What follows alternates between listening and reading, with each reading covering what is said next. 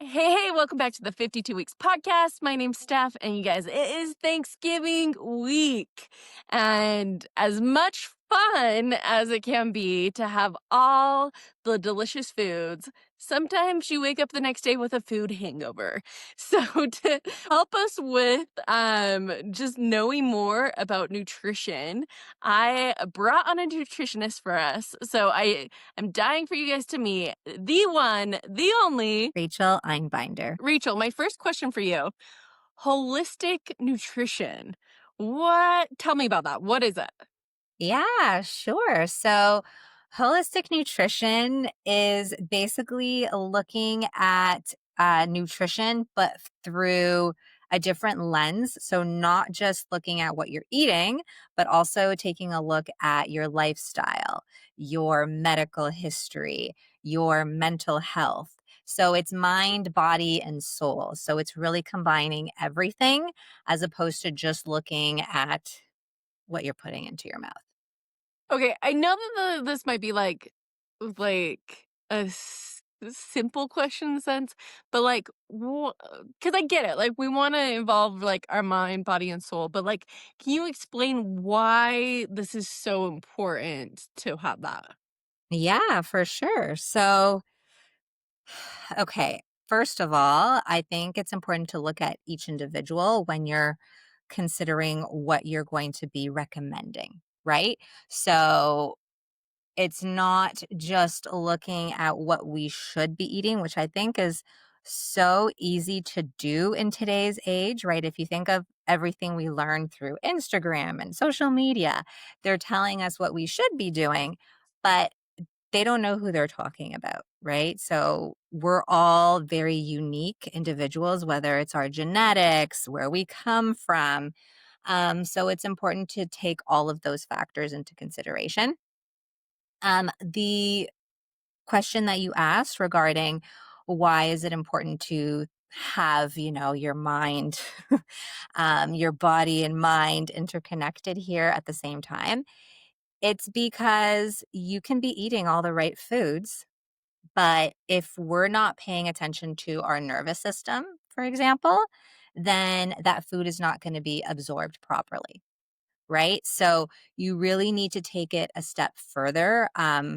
Our mind and our gut are actually incredibly interconnected. And I don't know if you've heard of the term like the mind gut connection.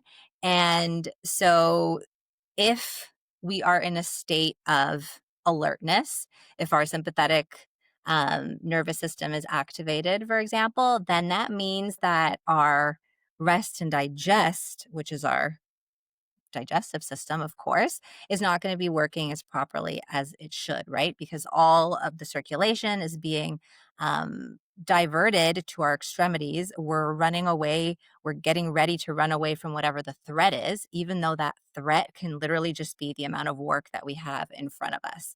So it really is important to pay attention to our nervous system, to our mind, in order to have all the other pieces flow nicely and for us to be actually digesting our foods and absorbing our nutrients the way that they're meant to be. Does that answer your question? Well, I want to go a little bit deeper into this. Yeah. So, like, how do we observe our nervous system? I mean, like, I get it when I'm feeling stressed. Like, I can like tell that everything feels tight, but like, just expand on that a little bit more. Yeah, sure. So you just said, when you're stressed. Let's say you are about to give this big speech or this big presentation. I don't know about you, but I know so many people who get anxious and automatically you feel those like butterflies in your stomach. Some people might be racing to the washroom because they're just like so nervous they feel it. And the reason is because we have this big nerve that connects our brain to our guts called the vagus nerve. And basically, it's like this big highway that connects your mind to your gut to your mind. So, if you are feeling this stress, automatically it's going to send this signal to your gut, and that's going to cause other reactions to take place. Same thing, if there is some kind of an irritation in your gut, you're going to feel it and you're going to know that, oh, my stomach hurts. So they really are interconnected. And that's the reason that your gut can basically function on its own too. It has its own nervous system. There's actually more neurons. It's the second place where we find the most amount of neurons after our brain, which is fascinating too. Really? Mhm. Mhm. So, pretty interesting, and a lot of us don't take that into consideration. We're just like, "Oh, there's something wrong with my gut. It must be something I'm eating. There must be something else going on." But we live in such a world where there is just constant stress. There's go, go, go. And a lot of us are just not slowing down, and it's affecting our digestion, it's affecting our guts. And in turn, I don't know if you've heard the quote, you know, all disease starts in the gut. And it's true, right? Because as soon as you're not absorbing the nutrients the way that it should be, as soon as there's other things going on, um, you are causing inflammation. That inflammation can then appear in different parts of our bodies. It can be linked later on to autoimmune conditions. So a lot of our health really stems back to the gut. Skin conditions as well can be related, pretty much everything. So we need to pay attention. Okay, and when you're talking about digestion, so you're saying, if I'm hearing this right, by like controlling our gut and like our stress and everything, it controls our digestion. Is that right? Yeah, because if you're in that fight or flight response, your blood flow is not going to be concentrated in your center, in your core. And therefore, now all of a sudden, your food is not being broken down. It starts fermenting. Fermentation causes bloating. So, that might be one reason that a lot of people might experience these bloating sensations. Um, in turn, it might increase motility for others and then cause diarrhea, for example, right? So, sometimes it's as easy as slowing down that can really help us minimize some of the symptoms later. Um, a very simple strategy that we can have is even before food goes down is just chewing. How many of us are actually focusing on chewing our food when we eat, right? Many of us are just rushed. And what that does is, well, then your stomach has to work harder later to break down the food. Your teeth are part of your digestive process, right? You're breaking down the foods, and your saliva contains enzymes. Those enzymes break down the carbohydrates, and that in turn will allow your digestion to be a little bit easier later. If you're not chewing till applesauce consistency, is what I say. I don't like to give a number because how many of us are actually counting? Yeah. So instead, make it mushy, make it applesaucey, and that will really help later on and prevent some of that bloating, for example, that can happen.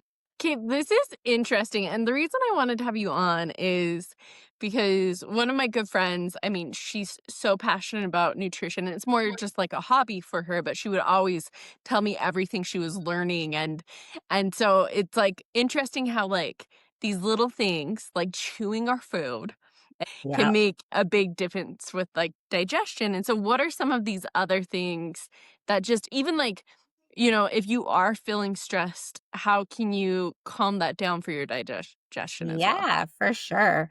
So there's something called meal hygiene. I think it's funny because I was listening to one of your other podcasts before and someone was talking about sleep hygiene. Oh, And yeah. yeah. And so there is another concept called meal hygiene. And basically, it's setting yourself up to have a proper meal to allow for proper digestion to take place.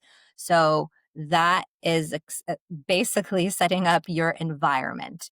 So, sitting down, making sure that you're taking those deep breaths so that you are in a parasympathetic nervous response, right? Going in, if you are already stressed, you're already agitated over here, and you're trying to wolf down your food, that's not going to go well, right? So you're not going to be chewing as much as you should be. You're not going to be mindful a lot of the time, right? We need to allow the saliva to come out so that it can help us with that digestive process.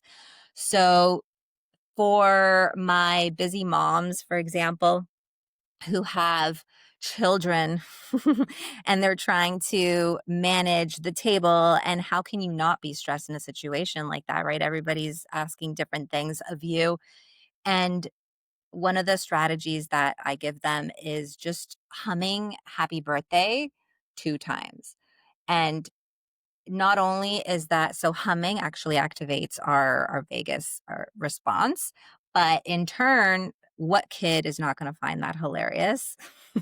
So the whole mood just kind of shifts for some people. It might be humming. For other people, it might be, taking the time and saying a prayer, for example, before their meal.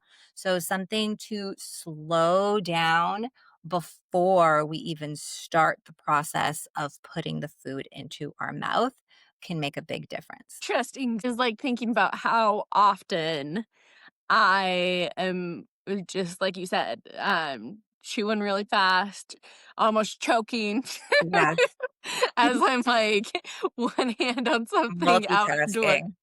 Yeah, multitasking, and I feel like for the last year and a half, I have been working really hard, like, with therapy and, like, with just having a better relationship with food, and it's been a long process, but Mhm. now that I feel like I have a better relationship with food, it's cool to hear, like, all this other stuff because definitely my breakfast this morning, I ate while I was doing my hair, and it's like, okay, like, I need to set that 5 minutes of Yeah. just calming down, like, relaxing beforehand and chewing my meal.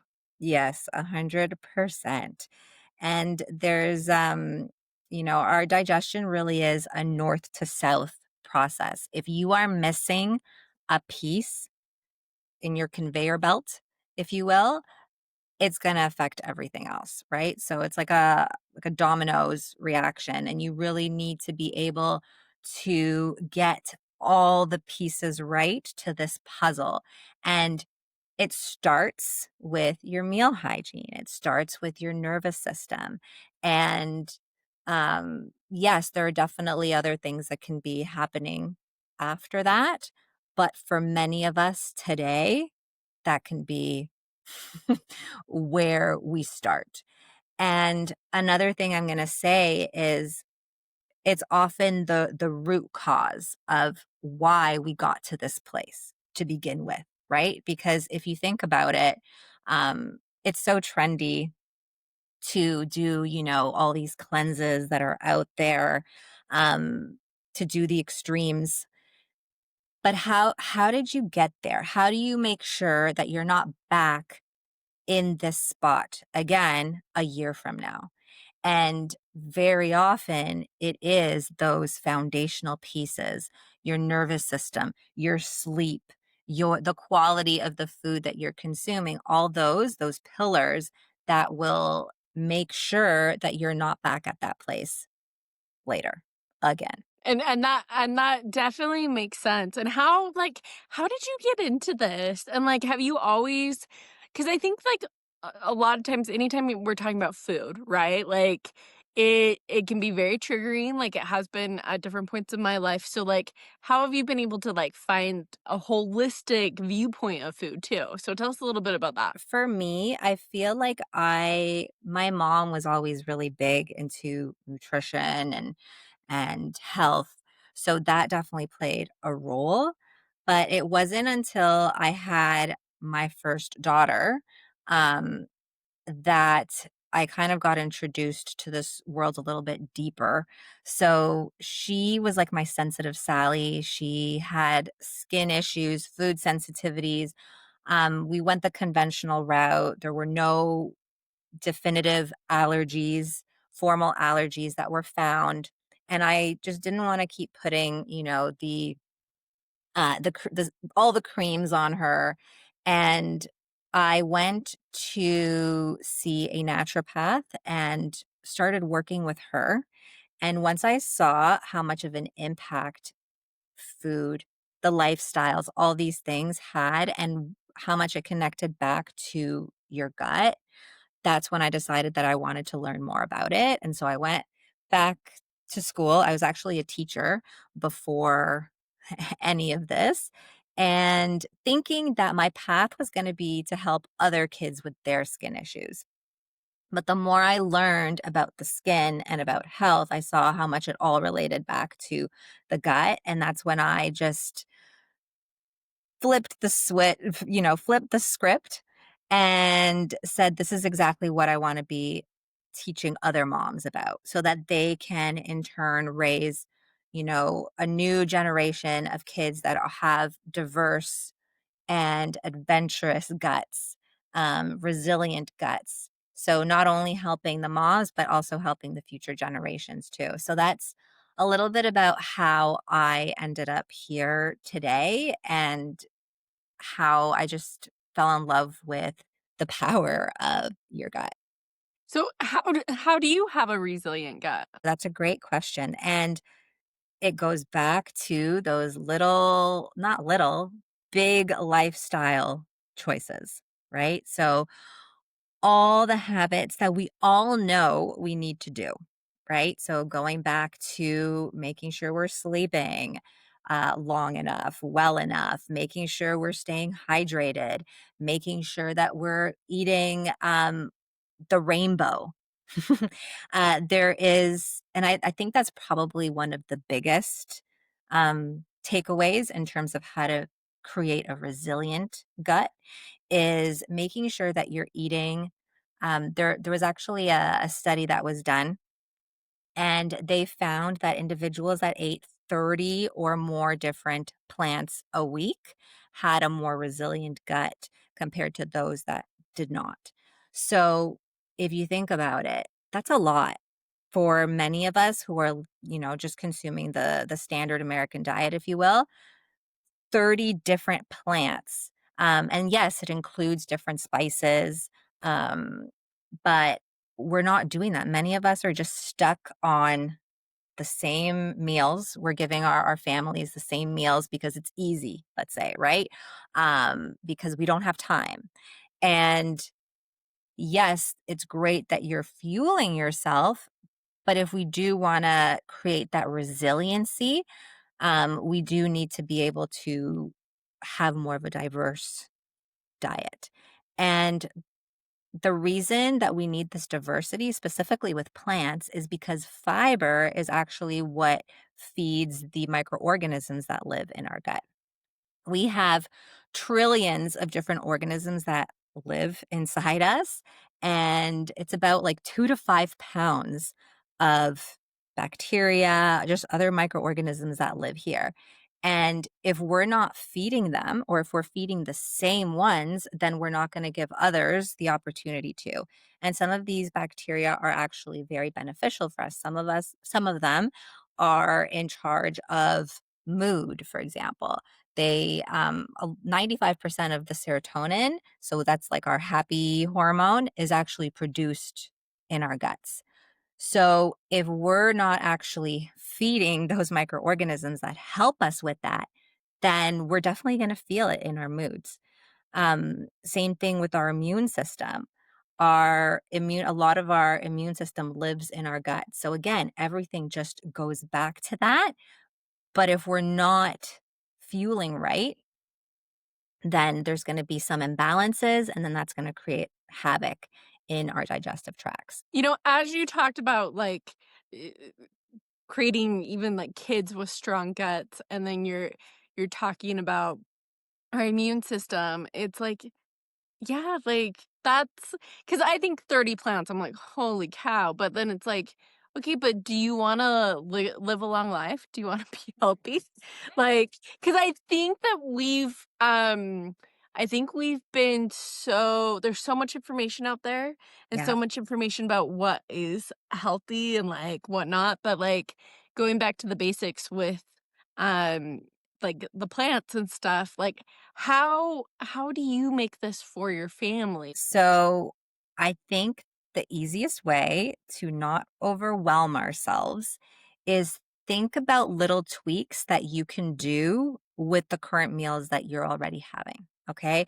So let's say your breakfast, you like to have a granola bowl, like a yogurt granola bowl. Okay. Um, how can I get more plants in there?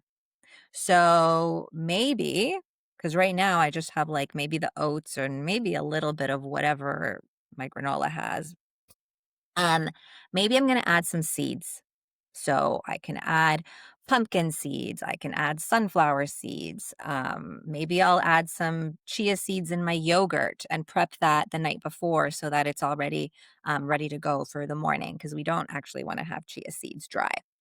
Um, Maybe today I will add berries, let's say raspberries. Tomorrow I'm going to add, I don't know, kiwi. Or maybe I'll do a combo. Maybe I'll do bananas and strawberries, whatever, right? But it's about mixing it up. And every time you go to the grocery store, just think about, okay, well, what is something that I can pick up this week that I didn't have the week before? Right? So, really just changing it in little ways. If you are someone that has rice, for example, as a staple, maybe instead of rice, you'll opt for quinoa, maybe you'll opt for millet, maybe you'll opt for bulgur. There's so many different kinds of grains that exist that we're just not touching because we're not used to it, or we're not just stepping out of our comfort zone. So, just making that little tweak when you go to the store to pick up something that can replace whatever it is that you normally have. Does that make sense? Yeah, and I was thinking, like, plants as just, like, vegetables and fruits, but when you're talking about grains and seeds and, like, Yeah. like, I assume beans don't are beans? Yes, beans, Okay, beans, anything eh? that grows on the ground, right? So anything that comes from a plant. It doesn't have to be a plant in its current state, but as long as it came from there, then that would count as your 30 different plant foods, right? So that's why I said like even spices count. Okay. Interesting. Well, and I Mhm. like your of just, like, mixing it up because so often at the grocery store, when you're, like, going down the aisle, I'm always like, "What in the world is that?" You know, like, there's, like, different Yeah. things. So Well, it's being a little adventurous. totally, totally. And it's also great to utilize some of the technology that we have at our fingertips today, right? So, how many of us now are using, AI, and an easy way, not an easy way, but a beneficial way that we can be using it is to help us create our meals, to help us come up with a plan and tell it that you want these 30 different plans in your week. It'll come up with a lovely menu for you or different ideas, right? Even if it's exactly what you're already eating, but just getting some more ideas into the mix is always great. So I do think that there are ways that we can leverage technology sometimes to help us with some of our health goals. Oh, for sure. And how long ago was it when you started to like, you went back to school and started discovering all of this? I was a teacher for 10 years. My older daughter is just turned 7. So, what, like maybe 5 years ago? So 5 years. So I'm curious, in these 5 years, like, since you started to do all your research and make changes, how have you noticed your life be different? So, to be honest, I feel like I thought I was eating healthy. And I mean, I was healthy in the traditional way, right? Like I was eating my vegetables, I was eating 3 meals a day, which is another topic. Um, but it wasn't until I realized, okay, I can actually be leveraging what I'm doing and I can have more of the fiber. I can have, um, now, for example, so before I used to be a snacker. So I would have my breakfast and then maybe I'd have a snack and then a lunch and then maybe another snack. And through my work, I realized or learned about something called the motor migrating complex, or MMC. And what this is essentially think of it as like your cleanup crew, your guts cleanup crew.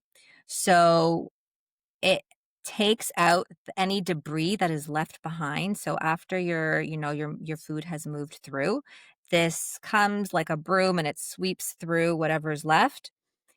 If your body doesn't have the opportunity to have this response kick in, then that whatever is left will ferment and again lead to things like bloating. So, one of the changes that I've done and that I've noticed a big difference in is just having my meals, my breakfast, my lunch, and my dinner, and making sure that they are balanced, blood sugar balanced meals so that I am actually full and satiated and not having to grab a snack later. So, not only does that help activate my MMC, but it also decreases my blood sugar spikes, if you think of it, right? So, anytime we put something into our system, our blood sugar rises. And if you're constantly like this, like there's so many people that are just grazers, that's going to affect your blood sugar, your insulin down the road, right? So it helps us create more of a stable blood sugar, leads to more stable mood, more stable energy. And I've noticed a big difference as well with my bloating, for example, too. So that would be an example that I've noticed in myself. I've also learned, and this might be a little TMI, but I don't know if you've heard of the Bristol stool chart.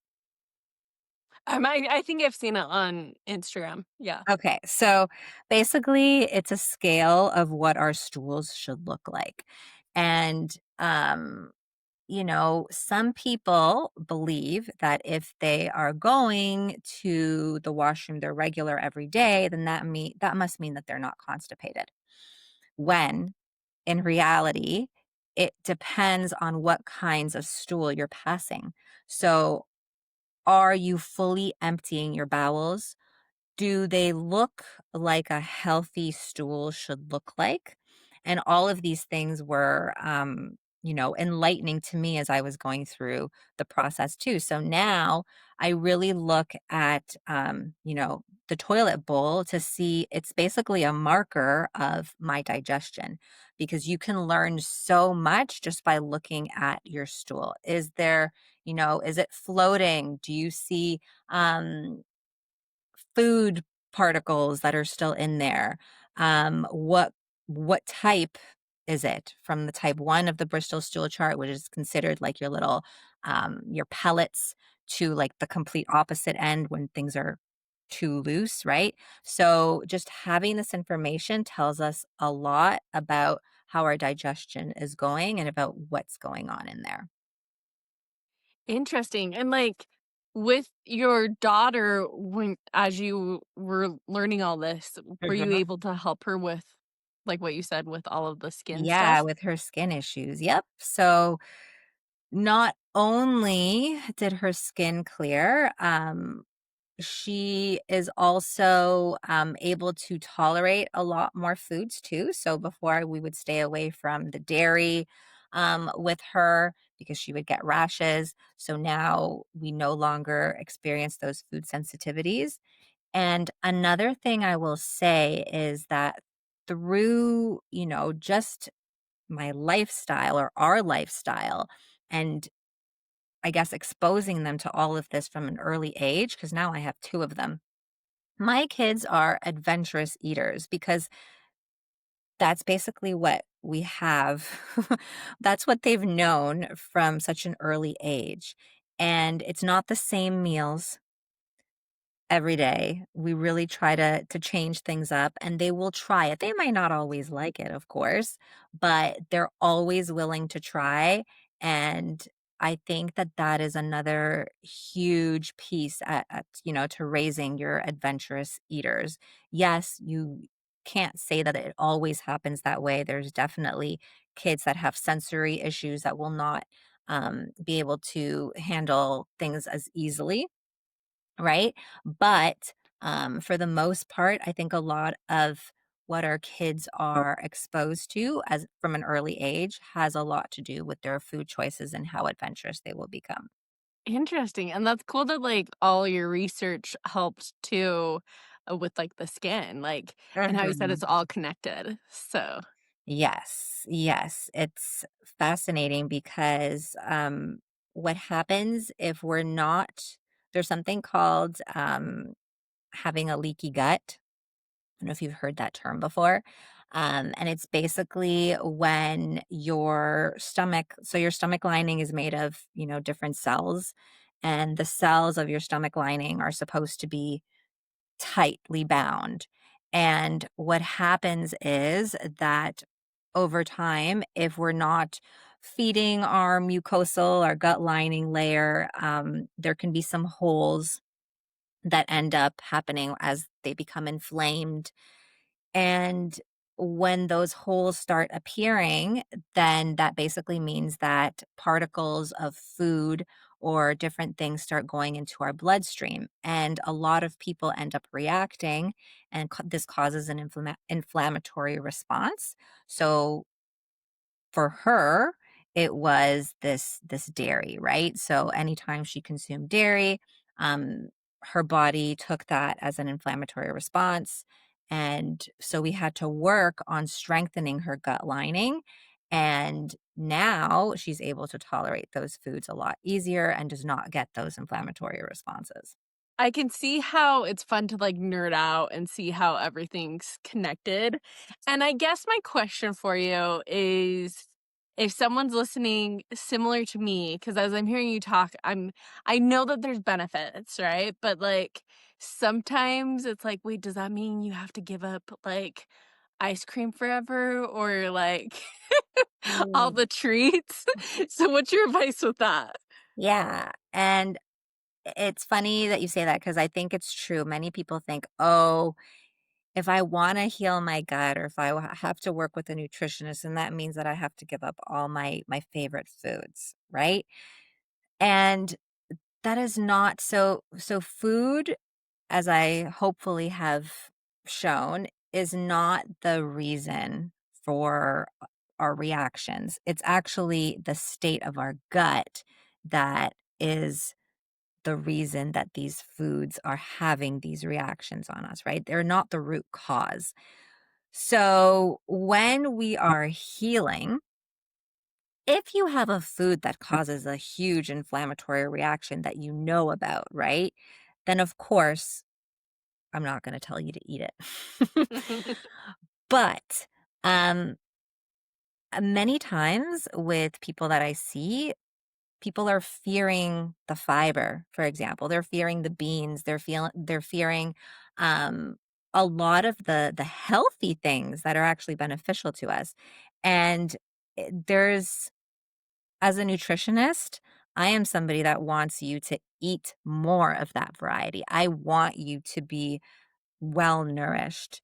So, if anything, I'm actually in the business of getting people to eat more and increase their variety as I have been explaining, right? So, there is a place, there is a way to be able to incorporate all the foods that you love, but still being mindful of how we can still be healthy, how we can create those blood sugar balanced meals, right? So making sure that anything we eat has protein, has fat, has fiber, So when you're enjoying your treat or whatever it might be, your body actually has a way of coping with it and is not going to have this inflammatory response.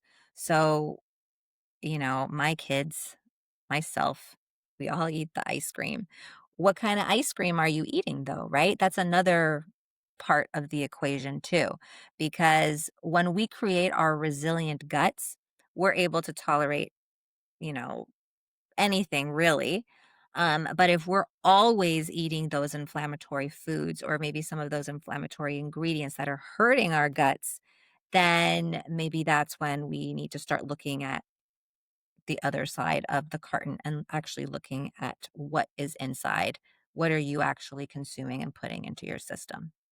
It a lot of times, like, we're talking about food, it's very extremes, and so thank you for being like, "No, this isn't saying never do this," and I'm sure it's a build up of, like you said, going to the grocery store, getting something new every time, that's a plan, and incorporating all of that, to make our gut a little bit better at a time. Yeah, 100%. So at the end, I always have our guests leave a challenge for us, but I actually am going to ask you for this challenge. So Okay. it's Thanksgiving, right? Yeah. The holiday that most people leave feeling more stuffed than the turkey. And Yeah. so, what's your advice to all of us on Thanksgiving to, as you talked about how it's this wholeness, that we can enjoy the meal with our body, our mind, Yeah. and our soul, right? Those are the Yes. three. Yeah. Yeah. So I love that question. So I think it's important before you sit down again to think about what is your nervous system saying? Are you already hyped up and worried and anxious because you know that whatever it is you're going to eat today is going to cause a reaction tomorrow? Are you already worried because you know that you're going to overindulge and feel a certain way tomorrow? Or do you have the mentality of, okay, this is nourishment. This is food that I really love, and I'm going to enjoy it today. Right. So I think mindset is big. Number one, I want you to be going in with a positive mindset.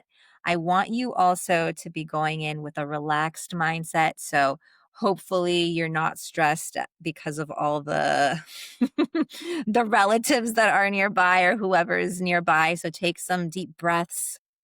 That's really important too. And when you're filling your plate, think about that PFF that I was mentioning before. Do you have protein? Do you have fat? Do you have fiber? Okay. If you think about your plate, I want you to fill up that plate, half of it with fiber foods. So, again, those plants that we were talking about, right? So, your grains, your vegetables, make half of that plate that, okay? The other quarter, your protein, whatever protein you want to grab. And then again, your healthy carbs will be the other little quarter that's left on the plate. And there's obviously already going to be the fat incorporated because of whatever else, the dressings or the butter, the oils that are in everything. So when you go into, your dinner or your lunch, whatever it is for Thanksgiving, set yourself up for success. And when you're doing that, you'll see number one, you're going to feel fuller faster because you have the enough protein, you have enough fiber that really helps with that. Um, and if you want to have your dessert after, great. You've already created a blood sugar balanced meal. So your dessert is not going to spike you as much as it would otherwise. And enjoy. So I think that's just the recipe for success. PFF is your BFF. And when you have that paired with your nervous system being in a calm state and having that positive mindset, you're golden. You know, it's interesting because I didn't really know what today, like, it would be like talking to you, but I love hearing your perspective on everything. And it's true that, like, sometimes Thanksgiving, just like the meal itself, it can already start that guilt of being like, oh my gosh, I'm gonna overeat, I'm gonna Yeah. overdo it, like all the things. And to enjoy it and go into it and like get your plate, you're good, and anyways, so thank Yeah. you for that. No worries. And one more thing I want to add also is a lot of people I know will not eat because they know that the meal is coming later and that they're going to be eating a lot afterwards. And I really want you to try to stay away from that mentality. I want you to eat, the whatever meals come before that meal. So you're not starving. So you're not ravenous and grabbing all the things. Um, that's also going to play a big role in how you handle and how you make your decisions. It's true because so often it's like, yeah, I don't eat anything on Thanksgiving, and then by the time it rolls around, you're just ravenous. Yeah, and you're gonna, of course, eat everything, and your tummy is just not gonna feel well after.